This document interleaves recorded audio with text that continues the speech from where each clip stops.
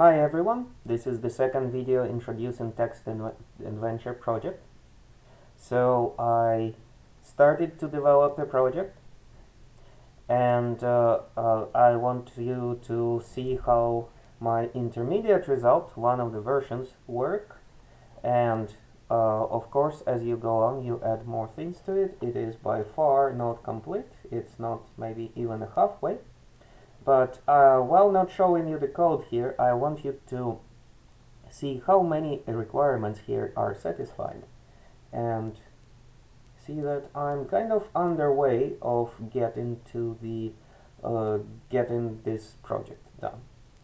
So let me run it. I have to call the main. So this 35 lines of code, they include the functions, all the necessary functions, and a little bit of, like, you could do it much shorter than this number of lines. But in any case, it asks me for my name, and how am I going to look for what's happening? It looks like a while loop started with choices in it. And actually I explicitly comment here. Also I explicitly comment that there is variable level, number of room visits, and action. Action is the one which controls what I want to do, and level and number of room visits are actually the ones that are changing. But well, name doesn't really change once I say it. Okay, so I'm gonna type room. I'm in room 1. Type hello to increase level by 1. So this is some basic behavior that allows to increase the stat.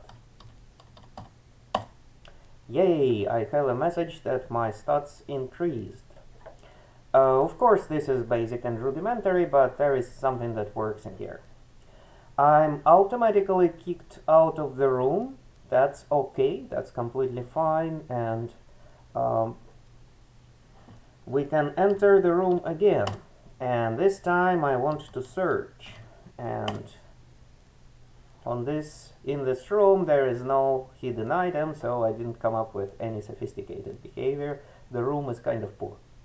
Alright, so I would expect each room that you make have 4 different things to do. And between the rooms they have to be somewhat dissimilar, so in one of them there is a way to increase your level, in another health, or whatever. In the third room you find your hidden item, or you answer a puzzle, and so on. So in every room there should be multiple things to do, like 4 at the minimum. And in this particular case I have one room with only 2 things to do, like increase my level and search. Alright, so now I keep going. Let me go in the room again and repeat it a few times.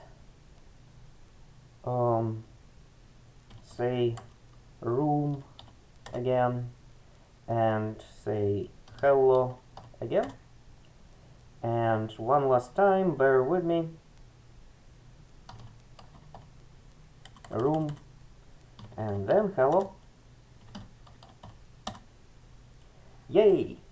See, there is a message that I won, and also my program finished. So in my code I have a winning condition in the main while loop that keeps track of my variables. In particular, my very basic winning condition is reaching level 4. So if my level above 3, I win. And that's what happened, and that's what broke this loop. So you will need to have a winning condition. And if I actually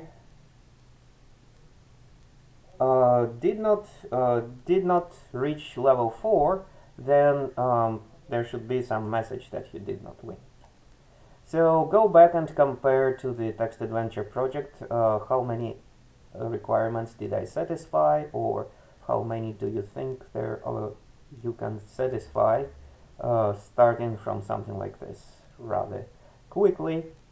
And in any case, you can see by the way this runs that there is the main while loop, In the while loop, there are choices what to do, and obviously there should be much more choices on every step, like at least how many? 5 different rooms, and in every room 4 things to do, plus you need an option to save and load, so that is 2 more things to work on.